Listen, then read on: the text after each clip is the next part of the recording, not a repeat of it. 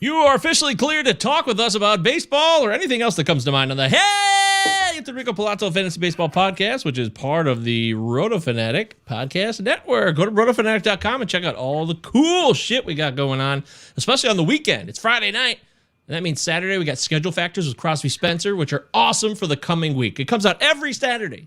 It helps you.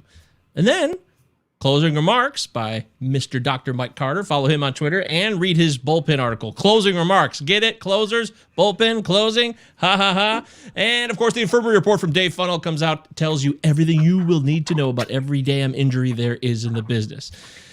I am MJ Govier, G-O-V is in Victor IER on Twitter, of course, with my fellow wonderful co-host, Christopher Deary, C. Deary 1999. Deary, it's Friday night. What's on tap? What's cooking? Yeah, what's going on, man? Get out on the town. It's a nice Friday, 86 degrees here in Ann Arbor, and I'm in my air-conditioned basement. Fuck me running. Feeling very, very comfortable. So it's gorgeous out. Pull the TVs outside. Maybe watch some baseball outside this weekend, and hopefully some of you are getting down to some baseball games here soon. You're gonna watch TV outside? What is this, college? Mate, why not, man? I did it last fall. We did it like a couple Sundays in a row. We you put them on the deck. Yeah, we put it out on the deck. Had some people over, socially distanced outside, but yeah. Go okay, outside. well, why shit. This is the Palazzo Podcast. Palazzo Podcast at protonmail.com. Polanco. The Polanco Podcast. Who's your favorite? The Jorge Polanco podcast. Who's your favorite Polanco? It's got to be Jorge. I love Jorge. But this is the Palazzo Podcast. Wait a two minute, L's, wait a minute. two Z's. Utah. That's your favorite Polanco ever? We're not going to gain love for I love for Placidas. I like Placidas Polanco, but I love Jorge Polanco. Well, Placido. Wait, did I say Placidas? Who's Placidas Polanco? Placidas Polanco? Is he like a singer? Placido Domingo. Placido Domingo, there it is, yeah. Something he like probably that. knows Enrico Palazzo. Hey, it's Enrico Palazzo. It could be buddies. Hey, I'm sorry, Mr. Polanco, that I called you Placidas. That was dumb. He's a former player, though, of Tony La Russa's. Tony La Russa. Yeah, I'm done with booed. him. You're down with that? Oh, he got booed today? Well, he's at Yankee Stadium. It's easy to get booed at Yankee Stadium. He should get booed at home. He should get booed everywhere. I completely agree. You're right about that. The way he handled the Your Mind Mercedes business is old school loser talk. A guy who's completely out of touch with reality. And since he's won 3 titles and managed and been in baseball for 40 plus years, he thinks he knows more than everybody else. But that's not how you connect the dots with a team that is growing. But maybe they're going the old fashioned route here. He wants everybody to hate them so they play even better. It's worked before on teams. Yeah, you can't throw guys under the bus like that. If you want to have a conversation with Yerman on swinging at a 3-0 pitch that he puts out of the park, have those behind closed doors. You don't throw him under the bus in front of everybody. And then he continued to pile on when other players were sticking up for Yerman. So we'll see how this lasts. I thought it was just a kind of ridiculous hire in the offseason anyways. The guy's way too old and way too old school for a team that's rebuilding and is going to be really, really good over the next decade. So we'll see if he makes it through, this year and maybe next year.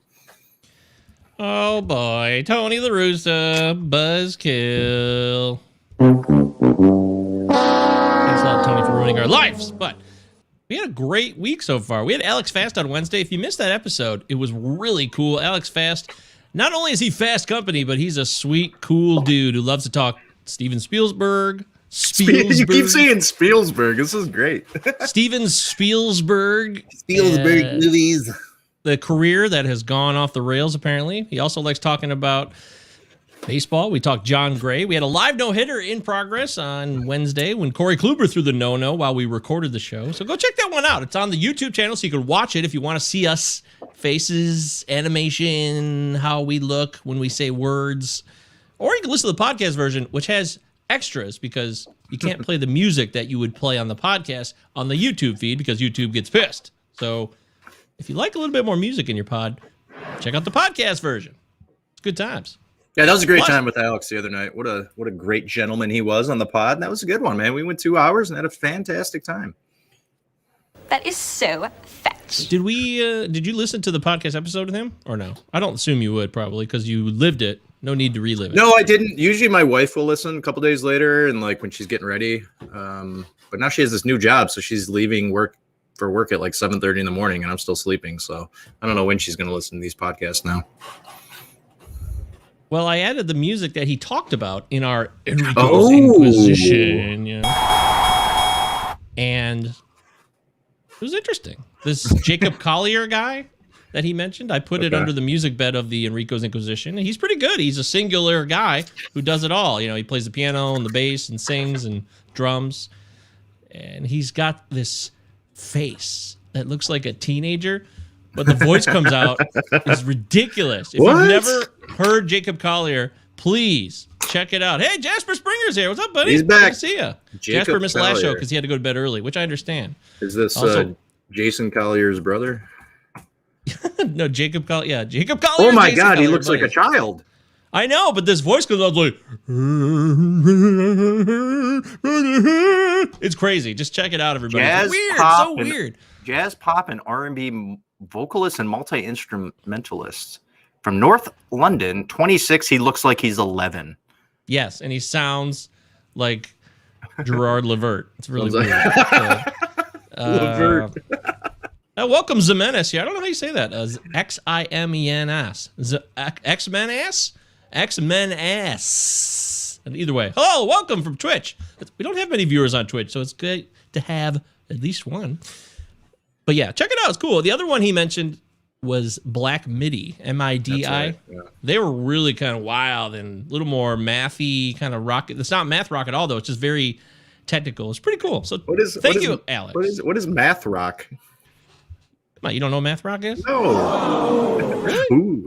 Name me a math rock band that I would know. I don't know any of them, but I do know it's a subgenre. Okay. I'm not a math rock guy. Cool. Like but it's basically like it's technical like rock. Usually it's like metal bordering on technical metal / rock that is very mathy because of the way it's so specifically timed and it's all like Schoolhouse. It's like Schoolhouse Rock stuff. Yeah. What Math rock. Math rock. Math rock is a Wikipedia page, by the way. It's a style of progressive and indie rock with roots in bands such as King Crimson and Rush. Yeah, Rush, exactly. Oh, That's okay. like, yeah. It's just progressive, right? well, yeah, but it's like nerdy. It's very technical. Technical is the key part. But according to Wikipedia, it says it's characterized by complex, atypical rhythmic structure. Oh, okay. It's not going to be, and if you know music at all out there, everybody, it's not going to be like 4/4 time. It's going to be different time signatures, and it's going to be a lot more complex. So. Gotcha.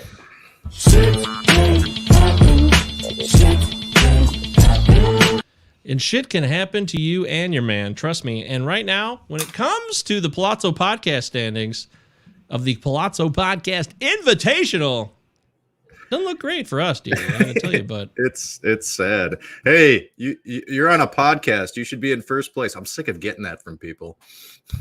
I know. I'm sorry. I'm in 12th in my own league right now, and overall, the Palazzo Podcast Invitational, I am 44. Christopher Deary is still at 56. Okay, you're still there.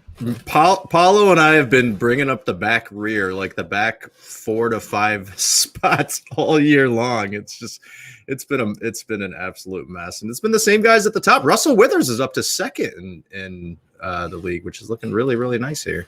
What a mess. Number 1 overall still. Richard Sands. Bill Sands. Yeah, he's been holding that down for over a month now. All right, my guy Stully is number 2. Stully does his own show, The Fantasy Insiders. Is awesome. I was on it earlier this year. Check that out. But yeah, there you go. All right. Mike Ring. Mike Ring's in 7th in our league. 27th overall. Not a bad showing, Mike. Still in it. Zach Waxman, draft champions, top 6, along with John Beck, Brian Buffamonte, Andrew Poplin, and Dave Sawa. I wonder if he's related to Devin Sawa. It's probably not because it's not the same last name. But at least Russell Withers, our guy, beat to quarters, who makes the best Palazzo Podcast gifts in the business, is in the top 10 at 8th overall. Well done, Russell. That's cool. And Mark Kiefer at 9, and Marshall Witzberger. Marshall, we haven't heard much from you. If you're out there, you're in the top 10 right now. Congratulations. Some fantastic names. And then you look at 56th place, Christopher Deary. Yeah. All capital letters. I feel bad for Steve Paulo being in dead last. I know. I got to tweet Steve and be like, well, at least I'm ahead of you. If there's total points, so it's like a gaining percentage overall. Right now, the first guy overall, Richard Sands, he's got 493 overall points. Steve Paulo has 76.5. Ouch. Oh, man. That's a lot of ground to make up. Let's look at it. I'm sorry. I don't want to put the spotlight on you, Steve, but I want to take a look at his team real quick. Austin Allen, Dalton Varsho. Hey, Varsho. Pete Alonso just went on the IL. Dylan Moore also went on the IL. Classic. Fernando Tatis. Yeah, Fernando Tatis has struggled. There's a lot of bad here. Kevin Biggio's been a disaster. David Dahl's been a bummer. Jeff McNeil's dead. Yeah, I could see why this has gone bad, man. Sorry, Steve. All right, we'll move on. Steve, I'm not trying to I'm not trying to call you out here. I'm just keeping it real. This is what's happening. Yeah, so I got injuries all around on my team, so and there's some mistakes were made. Mistakes happen. Someone had to finish in last. Work sucks. Pay the bills. Made it tonight and got to do it again tomorrow. Half day. All right, Jasper. That's what Jasper's saying. And you could always comment on the live stream, of course. M. Dotson17 says, one of the guys from Death Grips is in. Math rock band. No shit. I don't even know what that means. Enlighten us further, Mr. Dodson. We got Dodson here. This is Michael Dodson, I think, who started following us recently on Twitter. Thank you, Mr. Dodson. Very cool. What did you have? A few drinks this morning? All right. Not enough. Today's show, we're going to talk about, it's going to be a real simple show. We'll do Return of the Mac. There's players coming back. Brendan Rodgers off the IL, starting. We'll do a Would You Rather rest of season. So we've done this once before, last month. We're bringing it back. It's basically this guy or that guy. Would you rather have one or the other rest of season? And who is the next Miguel Sano? Sounds like the game show similar to. Name that runner-up Fab bid, but Miguel Sano, if you haven't been paying attention, has absolutely exploded this week with like a shitload of home runs. And I'm pretty sure if you looked around, his ownership percentage was in the dumper. So a lot of us, I picked him up in my home league. He was readily available. So I believe he'll do this. He's one of the streakiest guys I have ever seen. He'll put up 6-7 home runs in a week and then not do anything for a month. You'll drop him and then he'll hit 6-7 home runs for somebody else. Well, when he hit the 3 home runs in one game, he had the 3-homer game on May 18th, a few days ago. That was an instant light bulb moment for me. I'm like, I'm going to pick him up wherever I can right now because I know there's more home runs coming. And then yesterday, he hit another home run with 4 ribbies. So he's obviously going to be on that tear for a while. He had 3 home runs coming into the week. Now he has 7. Amazing. Still, I know Dave from Rotosaurus doesn't like him. He says he's got a bad attitude. So maybe that's I don't care about a lot of guys have bad attitudes on my team, but it's whether or not they can produce or not. And Miguel Sano here and there can certainly produce. He can win you a week. I mean, in head-to-head leagues, he can win you a week by putting together those 3-4 home run weeks with like 15 RBIs. It's just, are you playing with strikeouts? Because he's going to strike out every other time up to bat. Yeah, well, I definitely wouldn't pick him up in a strikeout league. And then he'll get hurt. Wah, wah, wah. All right, so play the Belvedere music here. Do a little housekeeping as we always do on the Hey, it's Rico Palazzo Fantasy Baseball Podcast.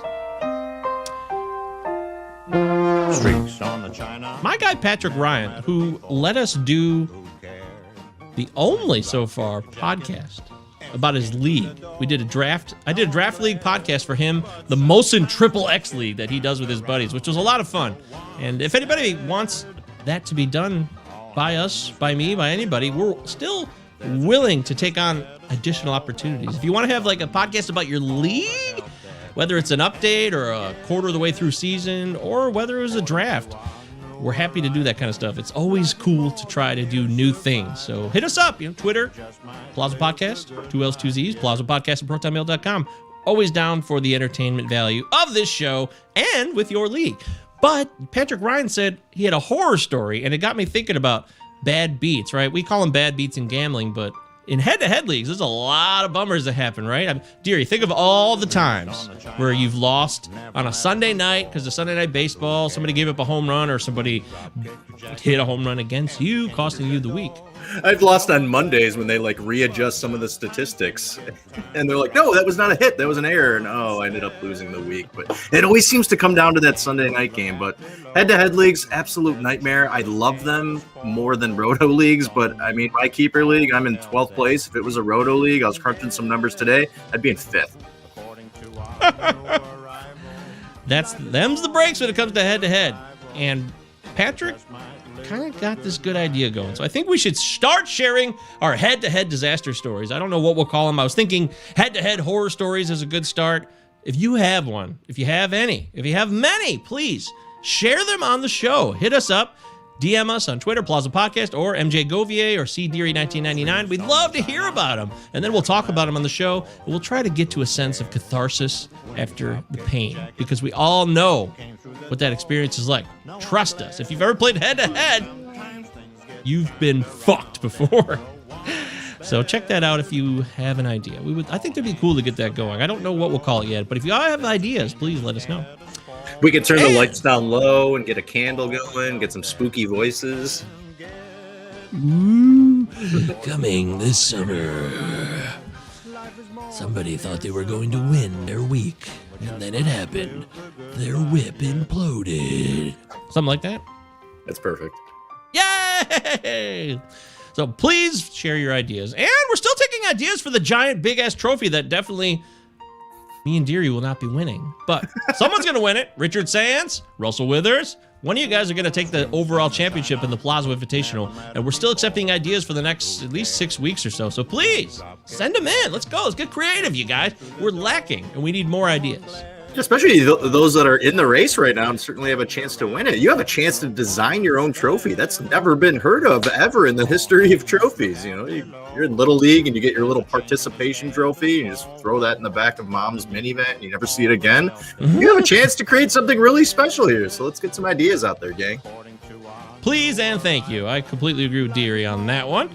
And I wanted to say Bryce Weiler. Bryce Weiler is a cool dude. He's coming on the First Day Pod, which is a mental health podcast I do every Sunday night with my lovely Canadian girlfriend, Leanne. Hello.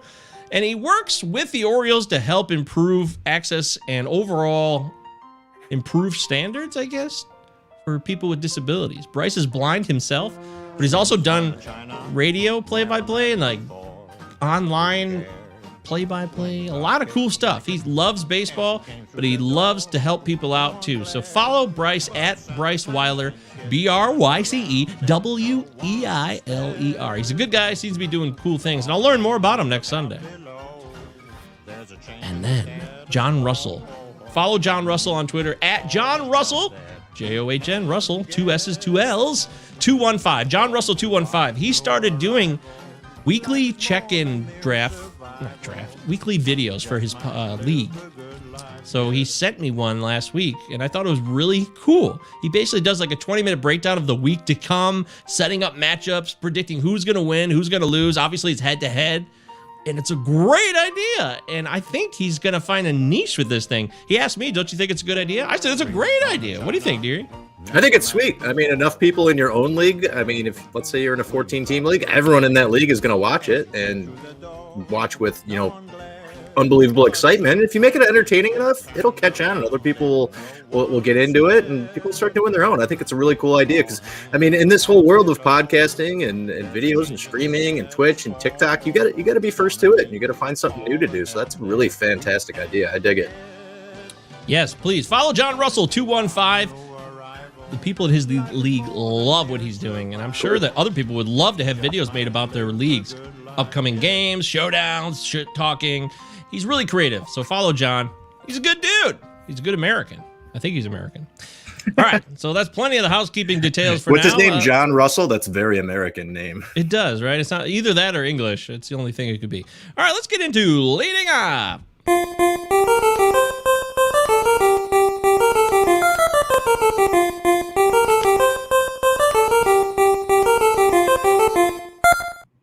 Today, in leading off, it's real simple. We'll get going with our catch of the day here, and When it comes to the catch of the day, it can always be a lot of different things. You never quite know what it will be necessarily, but I guarantee you it'll be something of use because it's going to be somebody who's in the news related to fantasy baseball.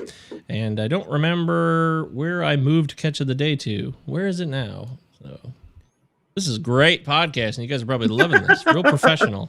Real professional, right? What are you talking about? Where you moved it to? Yeah. Well, your drop? Yeah, it's in the Roadcaster. I think you got rid of it because you didn't have it last episode either, and you No, but I brought it back. Oh, there it is. See, it was right there the whole time. I just moved it to a different button. That's all. Stand by. Good. Our first catch of the day. All of that for that. Thank God we got that done. Boo. So Willy Adames was traded from the Rays to the Brewer Crew. Willy Adames actually was having a pretty good week if you check the stats. He's not a terrible player by any means. He's actually quite solid. And I assume he's mostly rostered in the world of fantasy baseball when it at least comes to 12-team leagues and higher. But now he's with the Brew Crew in Miller Park. Although he is hitting 197, he's got a little bit of pop, 5 home runs, only 1 steal. But like I said, his last 5 games before yesterday, or Wednesday's game, he had a hit, and he hit a home run on Sunday, a couple RBI. So he's not totally awful by any means. What do you make of this? Willy Adames in Miller Park. Are you excited? I mean, it's a good move for the Brewers. They haven't had anything at shortstop all year. They've tried out, 3 or 4 different guys there. So he's going to be able to slot in. He's a really good defensive player. He's above average, defensive shortstop. And, like you said, he's got a little bit of pop. He probably should be able to be batting, 250, 260. I know he's off to a really slow start.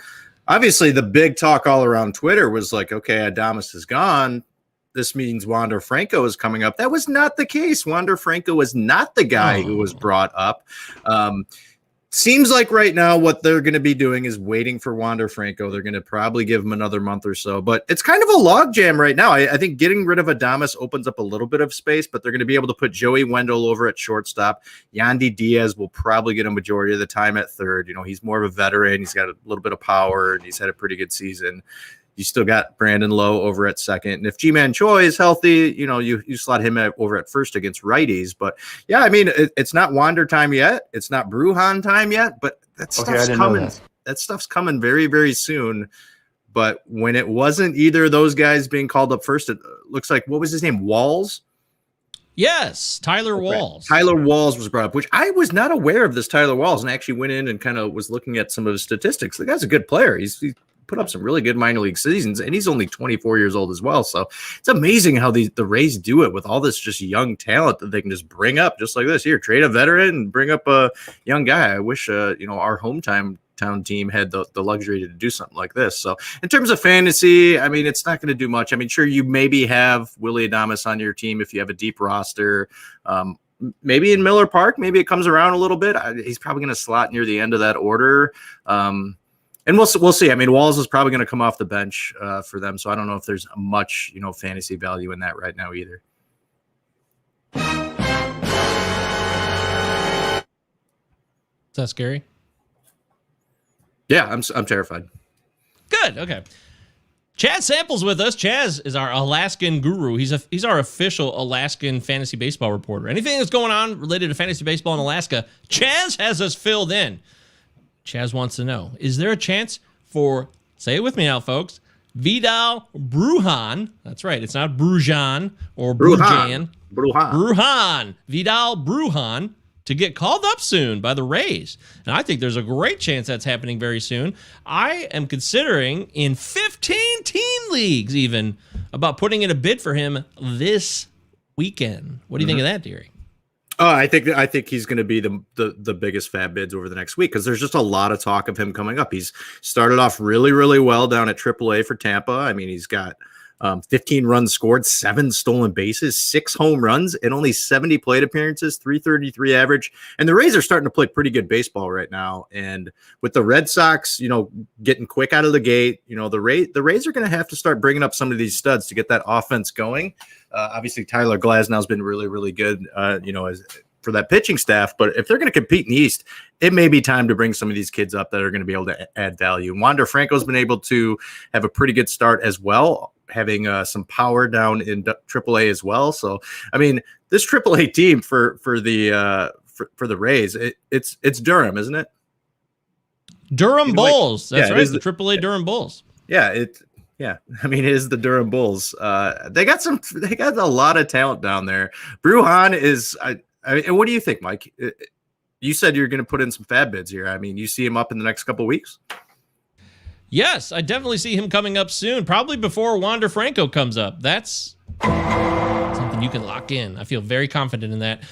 And actually, Willy Adames' value compared to Vidal Brujan's value in terms of roster ability is quite surprising.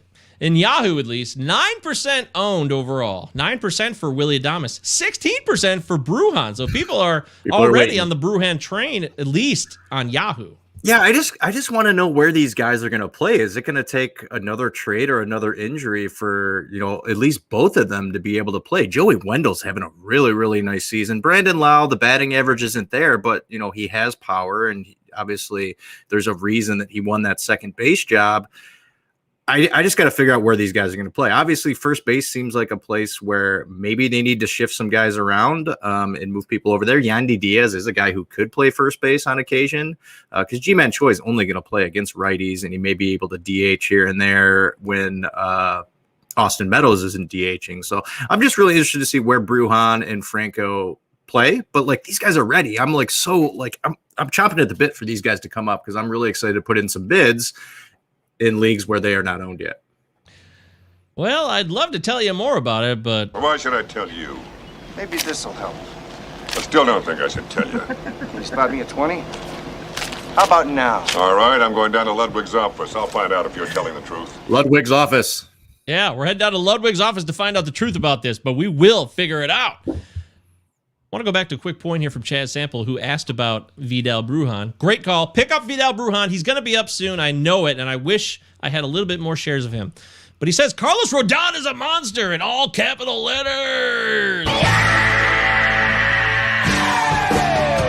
Got 13 strikeouts tonight against the Yankees. Another incredible outing from Carlos Rodon. And it's I'm looking at it now. It's a one-run game in the eighth. Oh, they pulled him. Kopech is in now. But still, anybody who was like, well, parachute out on Rodon, you might want to slow your roll. He's still playing great. However, the innings are going to catch up sooner or later because he hasn't pitched a lot of innings in recent years. The same thing we talked about with Alex on the last episode, man. Mm-hmm. I am concerned about that. So I think selling Rodon now after a start like this when he's so good, I would not have a problem with that. And I think you should seriously consider it. Yeah, I mean, we talked about this last episode when we had Mr. Fast on. It's just how many innings are we going to get out of this guy? He hasn't pitched over 120 innings since 2018, and there was exactly 120 innings then. 165 innings back in 2016. That was 5 years ago. I mean, in the last 3 years, he's pitched, if you add in this year, barely 70 innings. So, I mean, but he's been absolutely unbelievable. And I truly think you can get a solid number 2, number 3 pitcher back with a hitter as well right now. I mean, the K per 9, 12.03. That's unbelievable. He's never done that. So he has certainly figured something out. This is a big night for me tonight, gents. I have an important announcement to make. That's right. We've got big news tonight.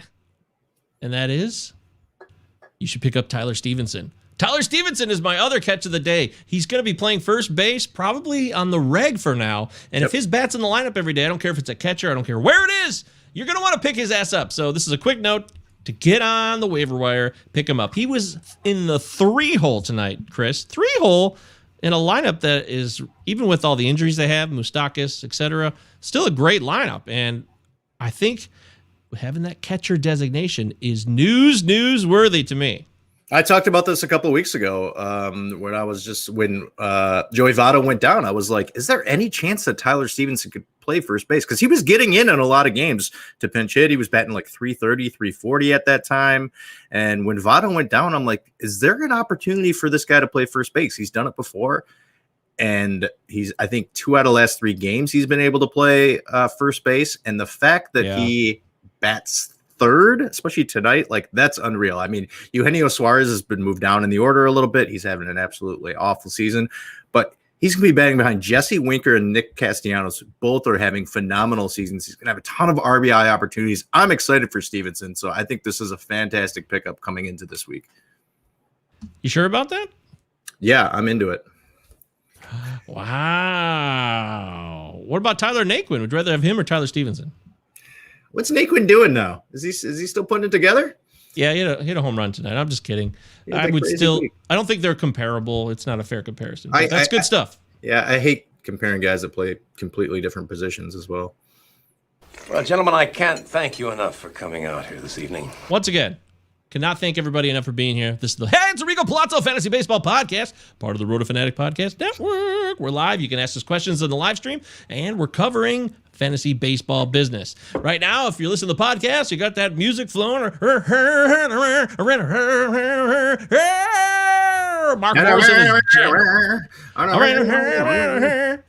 Mark Morrison's jamming it out. Return of the Mac. I called it on the show. I didn't call it today exactly, but I said Brendan Rodgers was on his way up. Alex Fass said, well, that sounds like a real mess. I don't want anything to do with that.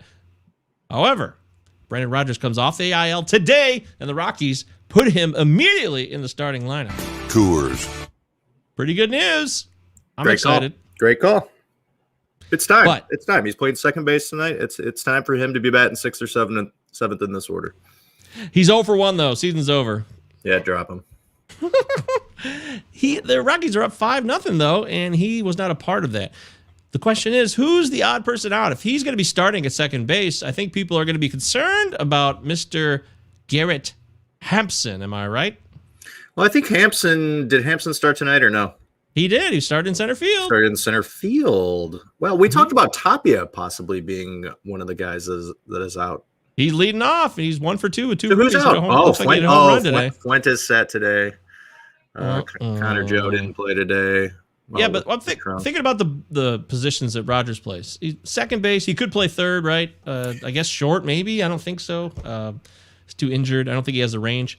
Well, it's going to be between McMahon, Rodgers, and Fuentes here between second and third base. I'm not sure if Fuentes can play second base. He's been at third, but they moved. I mean, Fuentes just had this amazing week last week. Is that something that's going to last? Like, he's put up some pretty solid numbers, but most of it is the fact that he had like 4 home runs and 13 RBIs in a week. And then it's good to see that Rodgers comes back and Fuentes is, to the bench immediately, which makes anyone who did pick up Josh Fuentes, including myself in my TGFBI league, a little nervous. Ooh, fear. So that's good news.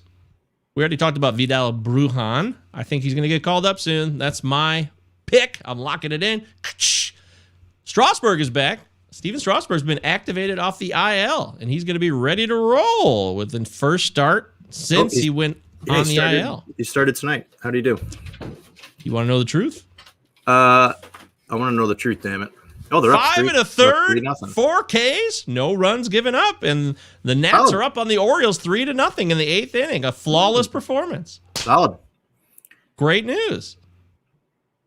If he's healthy, this is party time. I know it's just one start against the Orioles. He didn't have a ton of strikeouts, but he didn't give up any runs. And if he's feeling fresh and ready to go, you got to get yourself some Steven Strasburg. I would actually consider acquiring him if you want to take a risk. It might have already been too late. Probably should have done it before he came back because that's the most lowest point to buy at. But I would still take a chance. I think if the injuries are past, he's ready to go, but someone's going to creep in here any second and say, oh, Steven Strasburg, he's getting hurt. When he's healthy, he's one of the most consistent pitchers you're going to get in the league. You know what you're getting out of him. It's just, when is that injury bug going to hit him? That is always the big mystery, and I understand it's a problem. So, hey, Steven Strasburg, good times are coming. I'm getting excited. I'm getting very excited for him. And then, of course, Santander. The guy he went against. He probably struck him out in this game. It's possible. Anthony Santander is back tonight with the Orioles. So if you were looking for him, congratulations. I'm not a big fan of Santander. I think he's a little overhyped, and I would probably consider moving on from him entirely, but that's just me. I don't have any shares of him. I didn't draft him anywhere. Yeah, he did come back and they slotted him into the cleanup hole right away, which is nice considering like Trey Mancini is having an insane week right now. So he's going to have those RBI opportunities when Mancini's on base. But the problem is Mancini's putting it out of the park. I think he has 3 home runs this week and like 10 RBIs. Wow. Go Tigers. Miguel Cabrera hit his 100th 190th. 490th home run tonight, so that's good news. He's 10 away from 500, and he's going to get there this year. There's no reason why that wouldn't happen. In September. Yay! Woohoo! It'll happen. Anybody else coming up or on the men that you're excited about? Otherwise, we'll close out Return to the Mac. I think that's about it. Style. Yeah, I think that's about it. Bye-bye. You're listening to Hey, it's Rico Palazzo Fantasy Baseball Podcast, part of the Roto Fanatic Podcast Network. Don't forget, Palazzo Podcast, 2 L's, 2 Z's. Utah, give me 2. RotoFanatic.com. We got some great work coming up here. In fact, Crosby Spencer did this article about sprint speed that I find to be incredibly fascinating. If you're into legitimate information that's going to help you, it's called Sprint Speed Impacts on Hitting. And Crosby, I can attest to this. He puts in as much work as anybody else out there does. So I really want to push this article. The methodology is real simple. I'll just read this real quick. To discover the impact of sprint speed on a player's statistical output, I took every competitive batted ball event in the StatCast era, which is since 2015, and categorized them by ground balls, line drives, fly balls, and pop-ups. All home runs and sacrifice bunts were removed, as they were neither in play or competitive. So this is a very, very detailed breakdown, and the end result, I think, is really intriguing. If you're looking to get an edge in your league, you got to check out this article. It's a long read, but it's got a lot of charts mixed in that he's worked on. I want you guys to take some time and go to rotofanatic.com and read Crosby Spencer's latest article on sprint speed. It's going to be a good time. I like that little rooster chicken noise you got there. Boo! It'd be running. Turkey. Or it could be like Job. Coo-coo-coo-coo-coo. Rotofanatic.com, where the chickens come home to roost. All right, it's time for Would You Rather Rest of Season Edition. We give you 2 players, and we're just going to break it down. We'll decide who we'd rather have rest of season from today, May 21st, 2021. The first one on the docket is Kevin Biggio, or... Now, let's pretend like we're teenagers, too, and it's like, we're playing 7 Minutes of Heaven and Truth or Dare. It's just that same, would you rather? Would you rather make out with Kevin Biggio or Victor Robles? Kevin Biggio or Victor Robles? I'd make out with either one of them, to be honest with you. But in terms of their rest of season value, I think it's a little more complicated. In fact, Biggio's on the IL. It just got really complicated because Biggio is going to be going to the IL with a sore neck. Yeah, so he's officially on the IL. He's going to the IL, but Robles is having an MRI that he had on his ailing ankle, so he's not in health. Neck versus ankle here. Yes, but rest of season, these are guys that were, definitely top 125 players in my mind. Mm-hmm. What do you think, Deary? Who would you rather have rest of year? There's more positional eligibility with Biggio, and Robles could supposedly steal more. It's interesting.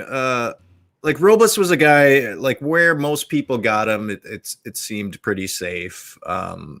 Obviously, he hasn't been able to do much. The guy doesn't offer much in power. He's got 4 stolen bases. I think the reason people got really excited about Robles was the opportunity for him to lead off, but that's not happening right now. Trey Turner's leading off because Robles has just not been able to show that he can produce enough at the top of that lineup. Kevin Biggio was a guy that I was really, really high on in like January. And then after having enough people on our podcast, like I jumped off that ship and wanted nothing to do with Kevin Biggio. So I got no shares of Biggio. Now, obviously, what's great about Biggio, if in an OBP league, Biggio is going to be nice because he does walk a lot. The batting average is sitting at 206 with a K percentage of 31%. So in order for him to be a rosterable fantasy option moving forward, he's got to bring that K percentage down.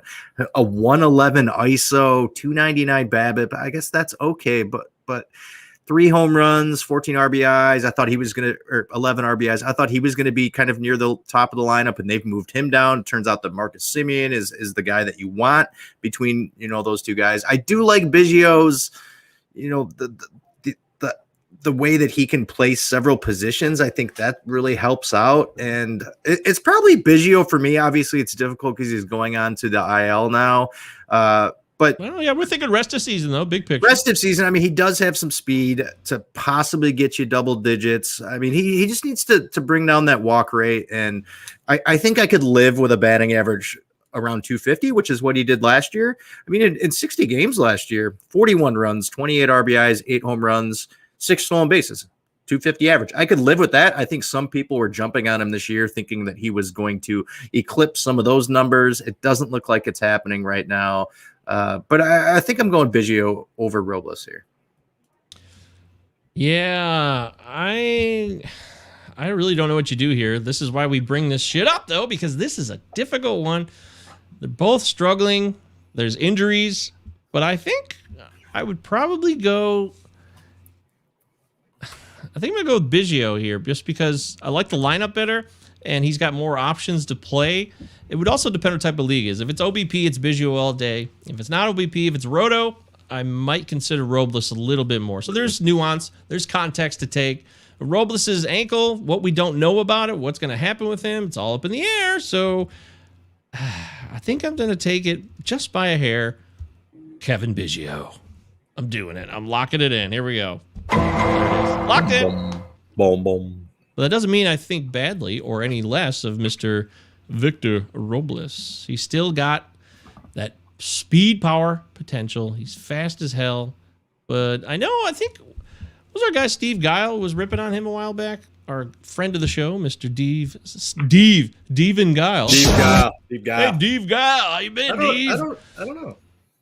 Good. I think we were talking about Robles. I could be just spitballing here, but I'll double check his old text. I think we had somebody on and Steve was listening and someone said that Robles had a chance to go like 25-25 and then maybe Steve said something. I don't know. Steve's texts between both of us in the thread are always so confusing to me because I just don't have the educational background to understand any of the English that he throws in there. What are you talking about? Come on. I'm dumb, man. I'm stupid. Well, I mean, yeah, you're dumb, but you're not that dumb. You're a human being. You're as dumb as I am. We could both converse and have conversations with each other. It's not like he's using a foreign language or anything like that. Come on now. I'm dumb. I think I'm dumb. I think I'm dumb. All right, you want me to throw one at you? Yeah, you got one? Yeah, I got one. How about Freddie Peralta, starting pitcher for the Brewers, against Trevor Rogers, starting pitcher for the Marlins? Peralta versus Rogers. That is a good one. That's a great one. Freddie Peralta is pitching this weekend against the Cincinnati Reds, the Redlegs. Trevor Rogers is somebody I don't have in any league anywhere, and I continue to be impressed by what he's done, but I am surprised. I didn't put myself in a position to really have him anywhere, and it looks like I may have made a mistake because we all know what the Marlins do with pitching. Their changeup ability, like everybody. They stress the changeup with everybody, right? And they get some pretty damn good results. On the year, he's got a 1.74 ERA, 65 strikeouts. Those are good numbers, are they not? His last start on Wednesday, 7 2/3 of 1 run, 5 hits, 2 walks, struck out 8. Oh, boy. But then Peralta, on the other hand, has had some elite outings and has really opened the eyes of a lot of people who thought that he was probably just a reliever type, right? Mm-hmm. They're like, he's probably a reliever. He can't hang as a starter. But his last outing against the Braves, 6 innings, 1 victory with no runs given up, 8 Ks, a whip of 0.5. Overall in the season, a whip of 0.89 for Freddie Peralta. 0.89. 70 strikeouts, 69 in 45 innings. Whew. This is tough, man. I think this is a tough one. I think if you're stuck with 2 guys like this, Peralta has the advantage of being around a bit longer. We know his name a little bit more frequently. If you're just on the surface of fantasy circles, you know who Freddie Peralta is because he's been playing for a few years with the Brew Crew. But I think I got to go Rogers by here just because I trust the Marlins a little bit more with pitching. But what about the Brewers, though? They're starting to turn in some great... I mean, you got Corbin Burns, Brandon Woodruff, Peralta. It looks like they know what they're doing, too. Yeah, I mean, Freddie Peralta was a guy that I absolutely loved in K per 9 leagues, but I never thought he would get a chance to start. I thought he was going to be kind of the swing man, get 3-4 innings in the middle. And from the beginning, he's been starting, and he's been up with the big club for 4 years. He's still really young. He's still only 24 years old. He came up when he was 20. 78 innings, 85 innings, 29 innings. And the issue that he always had was, he had walk problems and he had control problems, but he's got electric stuff. He's got a 13.80 K per nine, and he had a really nice season last year. It was just a few kind of hiccups in the road, but he struck out a ton of guys last year. And I think he has struck out 7 or more in every single game. He's had one really, rough game. He did give up 5 runs. I like this guy a lot. I do have shares of both of these guys. Now, Rogers, he first came up last year, a rough ERA, but we all know what last year was because he did show the ability to strike guys out. But he also had the issue that Peralta had where he was walking a lot of guys last year. He's been able to control some of that. This one's really, really hard. Like, it's just like, can both of these guys continue it? I think maybe Rogers comes back to earth a little bit, but it doesn't mean he's going to end up with like a 5 ERA. I mean, through 51 innings, 1.74. I don't think that's fake at all. I think it's certainly real. He's not giving up home runs, which is really, really nice. Oh God, this one's tough. Like their numbers are so similar. Rogers is 1 year younger. Yeah, man, they're so similar. I'm going to go with Freddie Peralta. Yeah, I think I am too. That's my final answer. I like both guys a lot. That's why I put them both in there. And they're against each other. They're the two guys that were kind of afterthoughts at the start of the season. You're looking at Rogers as kind of like their number 5. Everyone thought Sixto Sanchez was going to make the roster. Obviously, he didn't because he had some injury issues in spring training. And, Freddie Peralta ends up in the rotation. We'll see. I don't know if these guys are going to be able to go like 150, 160 innings. But if you're getting ratios like this that they're giving you right now, I mean, Milwaukee's going to be in the race. I wouldn't count the Marlins out at all, especially with the way that division's playing. So I think both these guys really have the opportunity to be very, very good fantasy assets over the next 3 months. Yeah, I'm going Peralta. That's my final answer. I just thought about it, looking deeper, thinking it over. He's made improvements. Even though the walk per 9 is still up, he hasn't really reduced that too much. It's still at 3.8. His career, 4.09. So it's a reduction, but the last 2 years was 3.68 and 3.92. So he's not really off his typical walks per 9.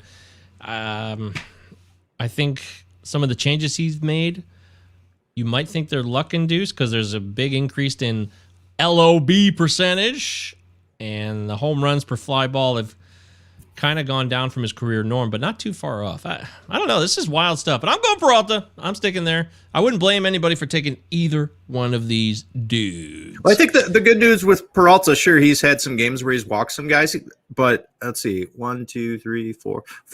He's had 4 starts where he's only walked 1 guy, another start where he only walked 2. Like, you can live with that. He's not had a game where he's walked like 5 or 6 guys, which happened a bunch last year. Great call. That was a really good one, Deary. That was probably the best one yet. What about this one? Now, this one's on a smaller level, but all of these things matter because you guys are making roster decisions all over baseball. We talked about Tyler Stevenson a few minutes back here in the show. Tyler Stevenson or Dalton Varsho. Both of these guys are up-and-coming catchers, but they're both struggling to get playing time. And they're not catching. That's funny, too. Yes, it is weird. I didn't think about that. Right? We got a guy playing first and a guy playing outfield. That's pretty wild. Genius, genius, genius. But yes, Varsho or Stevenson? Stevenson's got more power. Varsho's supposed to be able to steal, make better contact. What do you think here? God, this is interesting. So Varsho has only played twice in the last 5 days. He did start at catcher tonight and batted 8th, and also started at catcher on Tuesday. Like, I would really love, we talked about this guy last week, I would really love to have him get some action out in the outfield, especially with that opportunity that he could steal some bases. I just don't know if there's going to be a spot out there for him unless, there's an injury. Somehow Josh Reddick is up right now for the Diamondbacks. This doesn't make much sense to me. He was just in AAA and they just brought him up. Wow. Yeah, like, come on, Josh Reddick. Like, let's give Dalton Varsho some love here. Now, the encouraging thing that we just talked about with Tyler Stevenson is the fact he's batting third and playing first base right now for the Reds. So, I mean, you're not going to get, stolen bases. I mean, that's the thing with Varsho. Everybody likes Varsho, and they were, high on him in the offseason coming in because of that opportunity to steal bases, which is great.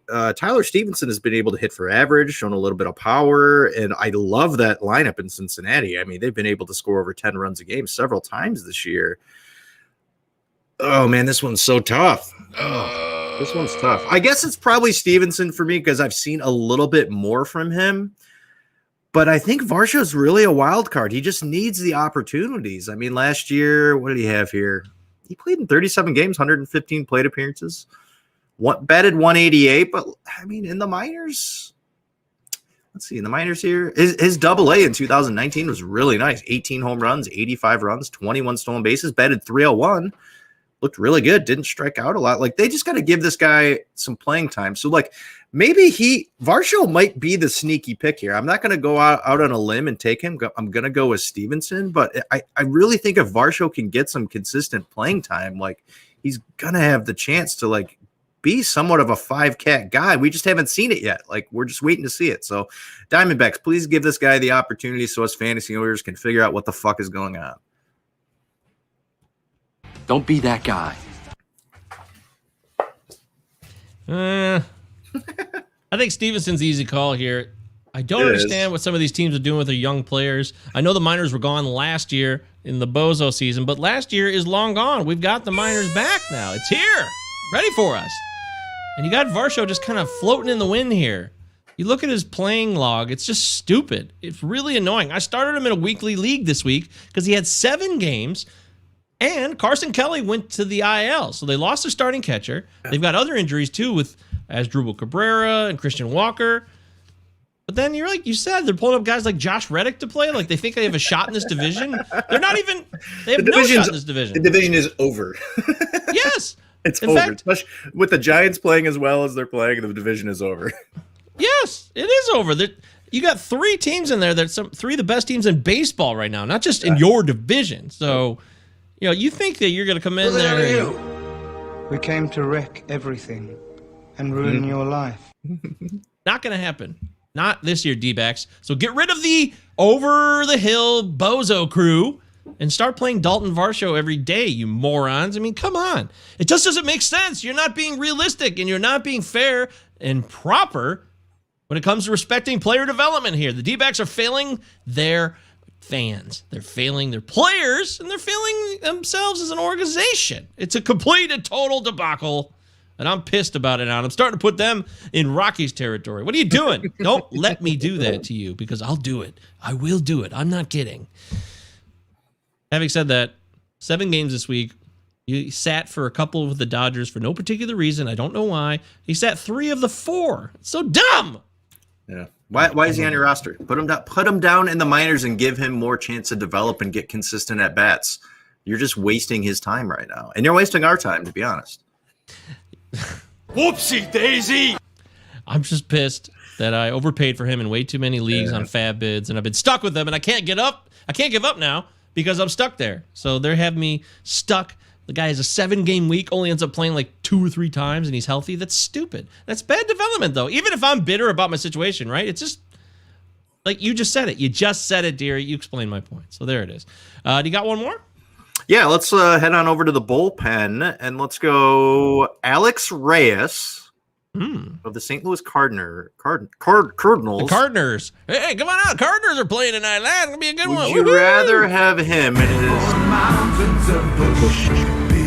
Would you rather have him with his .39 ERA or Matt Barnes, who has kind of come back to earth a little bit here in the last week? He's blown a couple saves, and his ERA is up to 2.53.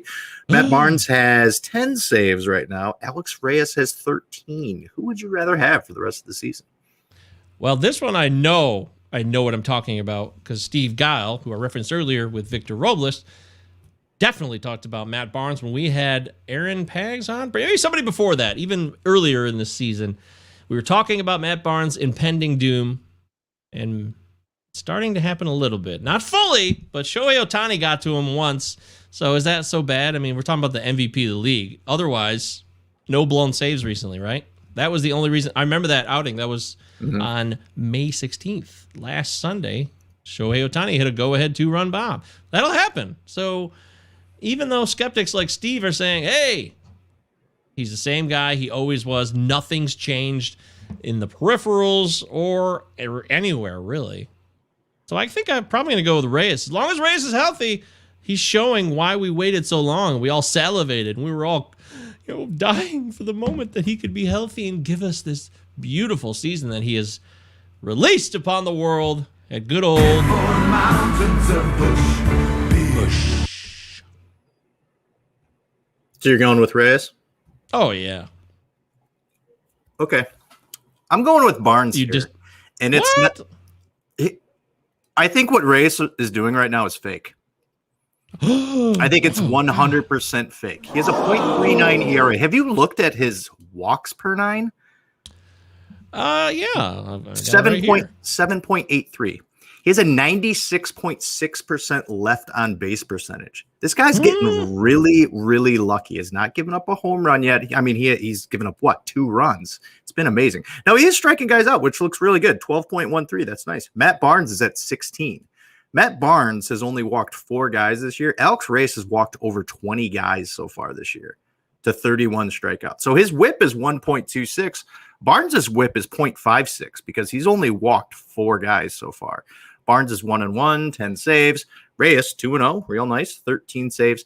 I don't know if this is going to be able to last for Reyes. If he continues to miss the plate like he is and continues to get really lucky by leaving this many guys on base, then sure, it's going to continue. But I don't think it's going to continue. I had to look really deeper into these peripherals. So I think Reyes may actually be somewhat of a fraud right now. Now, I know he has the talent to do it. But looking deeper into these numbers, I think he's gotten a little luckier, and I like what Barnes has done, so I'm taking Matt Barnes here. That is just stunning news. I cannot believe that, but I respect it because the case you just laid out makes total sense. So, hey, why not? Let's give it up for Matt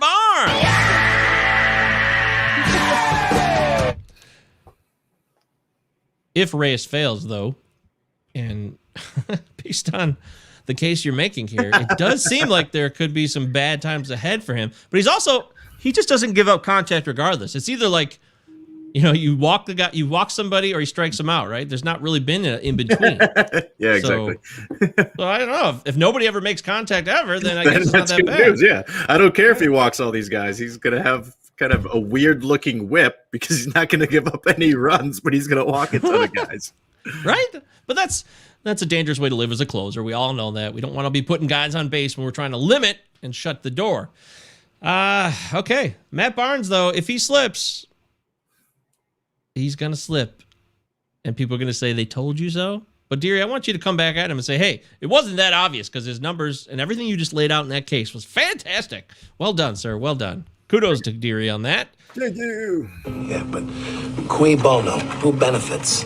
If Reyes starts to falter, though, I think Gallegos is the guy who you would want to pick up there or have on your team anyways, because if you look at his stats, deeper, peripherals, surfacey, Gallegos is being pretty consistent with what he does. He's not as powerful a strikeout guy, but he can limit the contact, doesn't walk a lot of guys, and I like what he brings to the table. And Jordan Hicks is out the door. He's got injury issues. We don't know that we can count on Jordan Hicks. Even when he was playing, he wasn't that great right now.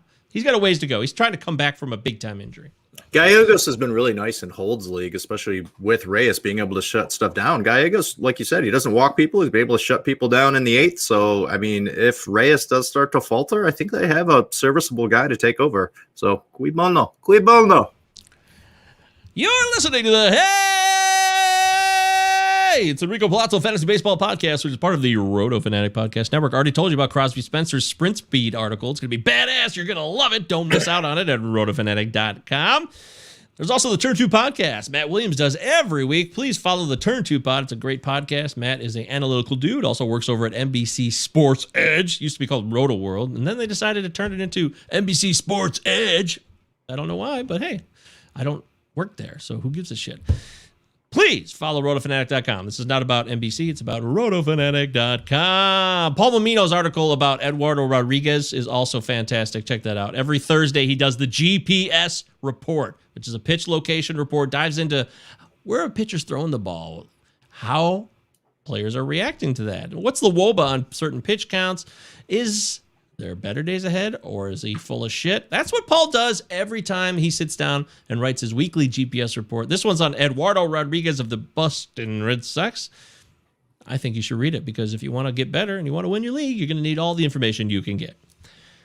All right, well, this is what we kind of sold for this podcast is this one right here. Who's the next Miguel Sano? Now, you're probably saying to yourself, I don't want to be Miguel Sano. A lot of people don't. A lot of people don't like Miguel Sano as a person. I've heard he's a bad guy, but I don't know him personally, so I'm going to reserve judgment on all of that shit.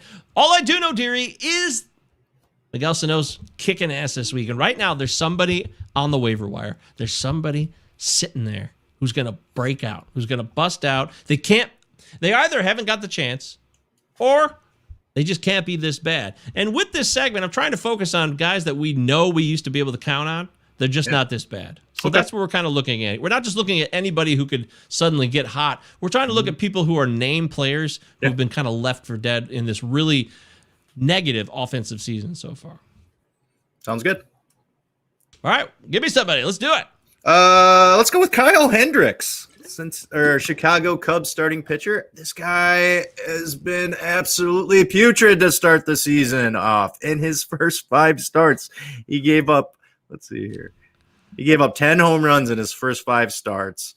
Was not striking out too many guys. He was walking people. I mean, Kyle Hendricks is a guy who throws 80 pitches and will throw a complete game, but he just got absolutely torched his first 5 or 6 starts. Gave up 7 runs twice, once to the Braves and once to the Braves again, as I'm looking at the game log here. Now, I think Kyle Hendricks is going to turn it around.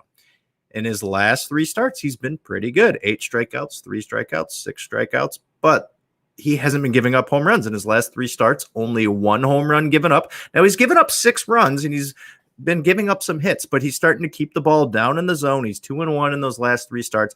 It can't be any worse than it's been so far for him. This is a guy who consistently over the years has been able to work low in the zone. Not going to blow you away with fastballs, but he's going to be able to get a ton of ground balls. He's got one of the best defensive infields in the National League with the Cubs.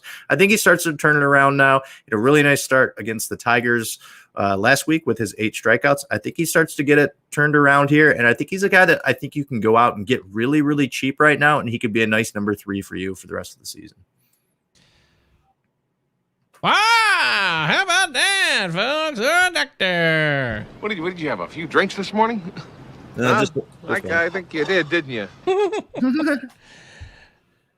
You know what? Kyle Hendricks is rostered in a lot of leagues still, so this is interesting. I would assume he's probably universally owned in 15-team leagues, but in 12 teams or less, yeah, I could see this as a guy who's probably on the waiver wire still because he's been really frustrating for you to own. And he had a great start against the Tigers recently, but every time he seems to throw a good start, he still comes back with a shitty start, right? Yeah, it's been like 1 good start, okay start, 2 really bad ones in a row. But over his last 3, he's been okay. I had a really hard time finding guys that are free agents that I believe in. I mean, there's a ton of guys that are free agents that are injured, but I had a hard time finding guys that are free agents. I was more looking at guys who were kind of top 200, 250 guys that are more sitting at the 800 to 1,000 right now. Yeah, this is definitely a challenge because there's not a Miguel Sano, sitting on the waiver wire every day for you, ready to rock. But I'll give it my best shot. I think James McCann is somebody who could pull Miguel Sano. He could become relevant again and provide you with opportunity because right now the Mets are in hell. They've got roster disaster on their hands. He's going to play a lot. And in this season where catchers are so difficult to get into your lineup 5 to 7 days a week, it's impossible to find a catcher who plays 7 days a week. And it's even almost impossible now to find a catcher who plays 6 days a week. So, James McCann's healthy. He's just played like shit. But he's better than his numbers would give you. No, he's not as good as the contract, in my opinion. His former Tiger himself. Me and Deary, we're Tigers guys. We know our Tigers, right? Go Tigers. And McCann wasn't that great here. He had some moments, but he kind of broke out a bit with the White Sox. But even what he did with the White Sox wasn't mind-blowing. I still have a hard time believing that he was an all-star. He was really an all-star. You know that? He had a great year. Batted over 300. Yeah. What year? Wait, he's never batted over 300. He was close, maybe when he was an all-star at the time. His highest batting average was 289 last year. He hit 273 in 2019, and that was in 476 plate appearances. Wrong. But in the end, I don't think you put a lot of self at risk. Wrong! This is a low-risk, easy call. McCann's going to play every day, and even though he is struggling, his numbers all look exactly the same on everything. In fact, what doesn't look normal is his ISO, which is .04. What? How is that possible? .04. Like, sneeze that. A weighted runs created plus of 52. 0-4. So this guy's not average. He's like the worst player in baseball. Yeah. I can't believe that's going to continue. He doesn't have a career ISO that'll blow your mind. His career ISO is .14. So he's at least 100 down from his regular ISO. So that means there's going to be some production. There's a return to the average at the very least. So I think you should do yourself a favor, consider getting McCann now before it actually starts so you don't have to pay a price. If you're looking for a catcher replacement, I'm sure you are. We all got catcher issues. Even though we've offered some nice catcher pieces on the show, like Stevenson and Varsho, I think those guys are inconsistent, though. And McCann, even if he sucks, he's consistent. I believe there's going to be better numbers. In fact, I see an excellent June on the horizon for James McCann. Book it. Dig it. Get in your mouse and get out of here. Give me another one, Derek. Who's going to be the next Miguel Sano? I know it was tough. Oh, man. Are you scared? No, I got a list of guys, but I don't know who I want to go with. Well, you can throw out a few examples, and I'll tell you, hey, go with that one. All right, I got 3 guys here. I don't want to do him. Okay, let's go with Dylan Bundy. Dylan! Now, obviously, Bundy is probably still going to be owned in a lot of leagues, correct? Yeah, on Yahoo, he's 76% God owned. damn That's it. pretty high. But then, that's still 25%. That's 25% he's not owned. Well, I did see Merrill Kelly struck out 9 guys last night. Do I want to go with Merrill Kelly? No, Did anyone ever believe in Merrill Kelly? You believe in Merrill Kelly? But you know who ended up has started off as having an absolutely garbage season, and I don't think it's going to turn around. Which we got hot on him 2 weeks before the season was Clint Frazier.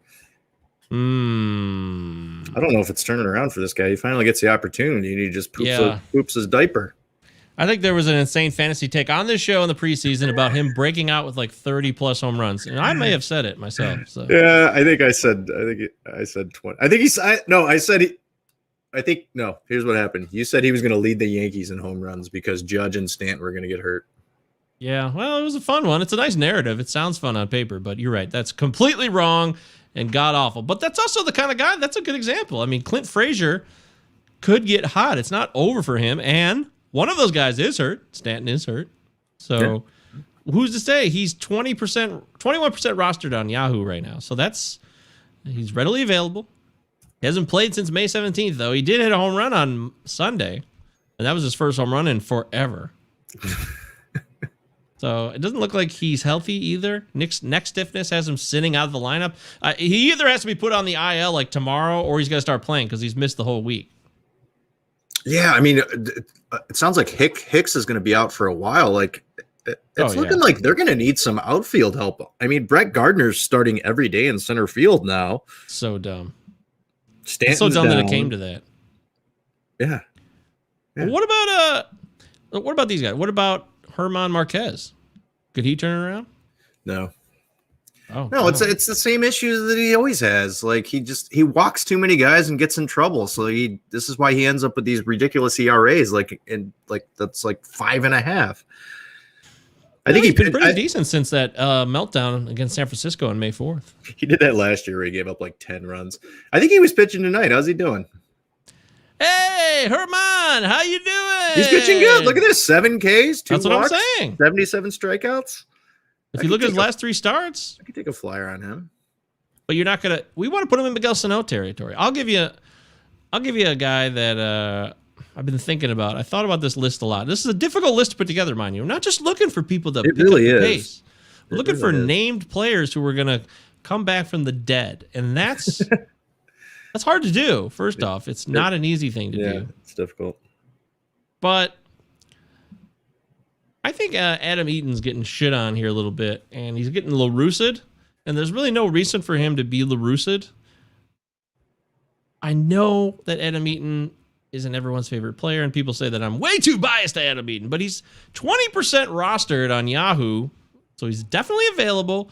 He can score runs. He's been a part of this lineup in the upper half of it. Every time he plays, he usually hits, 2, 3, might hit 5, but he's always in the upper part of this lineup. So sooner or later, someone's going to get it through their damn head that, hey, Adam Eaton is a guy who won a World Series, and he's been a reliable player when he's healthy for many, many seasons. And with all the injuries the White Sox have had, they've had to resort to Billy Hamilton and Bozo the Clown to fill in center field. I think that Adam Eaton is a guy that you could take a flyer on now and say, hey, this guy's going to start producing more and more because he needs to play more, and he's capable of doing all of that. There's actually nothing he can't do in his profile. He's not going to hit 30 home runs, but he can hit some bombs. He's got some pop. So I'm saying, you know what? Let's go for it. Adam Eaton, he's going to turn it around. He's going to pull a Sano here in the next week or two, and the White Sox are going to be grateful that they put him in the lineup every day.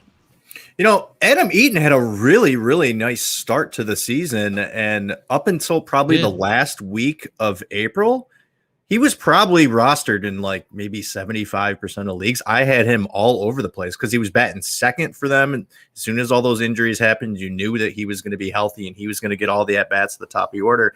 Yeah. But then looking at his last 30 days, he's batting 164, 1 home run, 9 RBIs, no stolen bases, 22 strikeouts. Like, he's just going through a lull. But Adam Eaton is a guy, like, he's been a consistent contributor over the years when he is healthy. Like, he can give you a little bit of speed. He can give you maybe 6-7 bags. He can put it over the fence. He's hit double-digit home runs before. He's really, really good on the bases going first to third. He's a good defensive outfielder. Like, he's a good left-handed bat. He's just kind of going through some lulls right now. 25% strikeout percentage. That is not true at all. Like, he is a 17% guy over his career.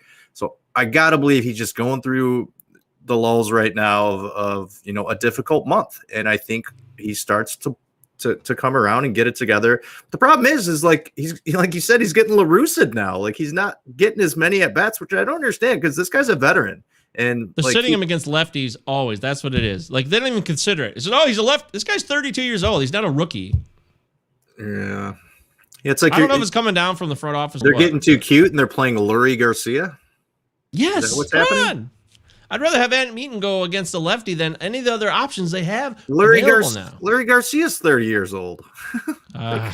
I just trust Adam Eaton's he's just a player. He's just a gamer, and he can offer some fantasy value when healthy, and he can get on these hot streaks, especially if he's at the top of the order. So there's no way that prediction about 100 runs scored that I said in preseason is going to happen now if he doesn't play every day.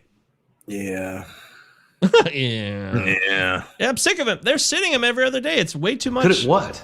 Sitting on ass? It's too much of it. He's sitting on his ass. It's not fun anymore. Come on, you're ruining the day. I don't know what this means, Brian, but he says Amazing Eaton is with Giolito.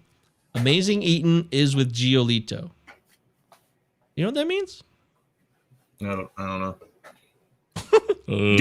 Danny Mendick. Danny Mendick has played 3 out of the last 4 days. Yeah, Mendick! Fucking Mendick! Woo! I love rumors. LaRussa, we have fantasy teams that we are trying to win championships with right now. Yeah. This old school shit is not working with Yerman Mercedes, and it's not working with our fantasy teams either. So it's time to go, bud.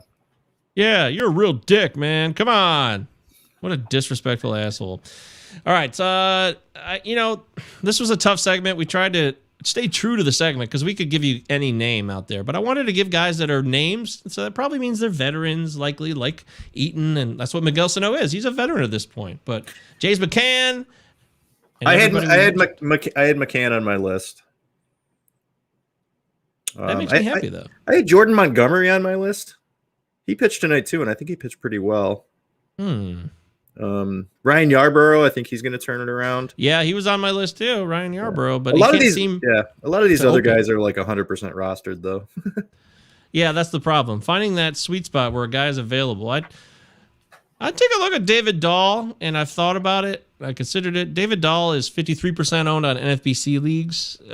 He's hit a couple homers recently, but not too great overall. I think this is a guy I would throw in this bucket of names for this segment for you to consider. But if he's not a Coors Field, I think that he might not really be a power hitter all that much at all. If you're expecting 20 home runs from him, like he used to do at good old fashioned Coors, or he could have done if he was healthy. Coors. I wouldn't expect it. I just wouldn't expect that. Yeah. But he can hit for average. He's better than a 224 hitter, guys. So I'm going to throw it out there. I think David Dahl's got a run in him. That a Sano-esque run that could happen soon. That's another name to consider. How about Miguel Sano? Yeah, Miguel Sano. Can we play that name in this game? Well, yeah, we're going to pick him up. You going to pick him up?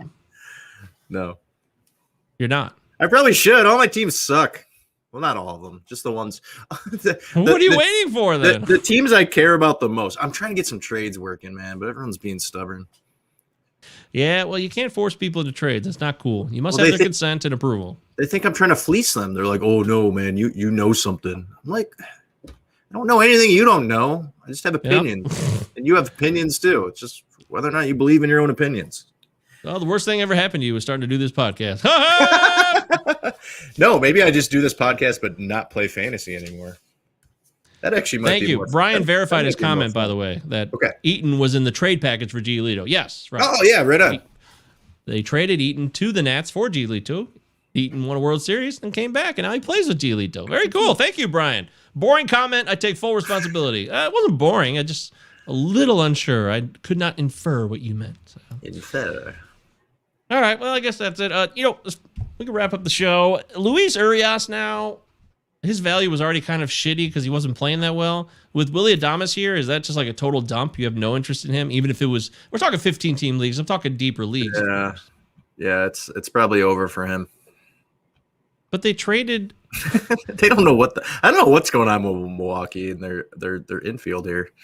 They traded Trent Grisham to get Luis Urias in a deal. I mean, that was. I know that Grisham had the bogus error in the playoffs, but you don't trade a guy like that for nothing, even if you think his mental health could be damaged by that event. You still wanted to get return value, and Luis Urias is a top prospect. So I can't. What's the rush here? What's the panic? Yeah, I mean, you know what I mean? I hope for dynasty's sake, if you own Luis Urias or you're the Brewers, that you just send him down at this point because like he's going to lose some at bats, and this guy who's 23 years old, like I don't think it's helpful for him to be playing every other day. I mean, Colton Wong obviously is going to get all the reps over at second. What's going to happen with Keston Hiura now?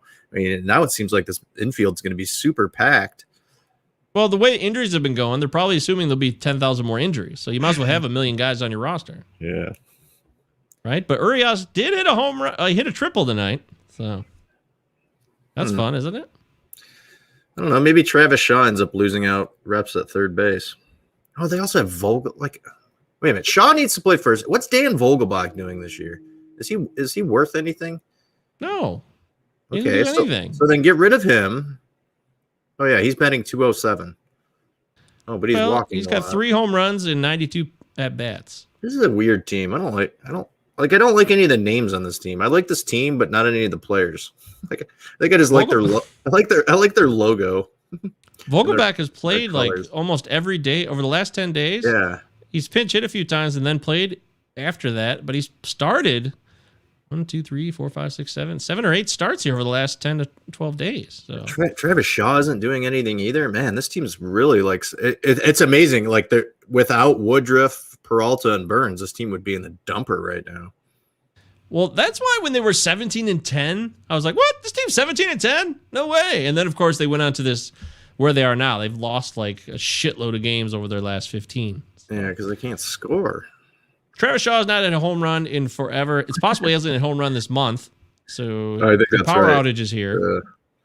Somebody's got to go, but I don't think Luis Urias has got to go. So actually, now that we're talking about it and fleshing it out, I'm glad I brought this up.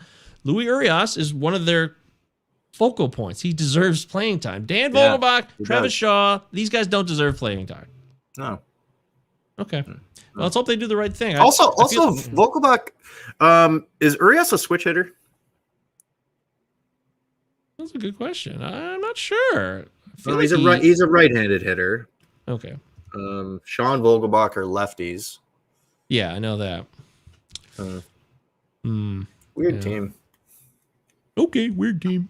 There it is. It's the Weird Team Show on the Hands Rico Palazzo Fantasy Baseball Podcast. Hope you learned something today. We had a real bozo, a great show last time with Alex Fast. We talked about all kinds of dumb shit, and it was worth every second of it. And I say dumb shit in the most loving way possible. It was a great show. With this one, we hope to get back to the basics and talk more fantasy baseball, and I think we accomplished that. Sound show. If you have any questions or concerns, make sure to hit us up, Palazzo Podcast at protonmail.com.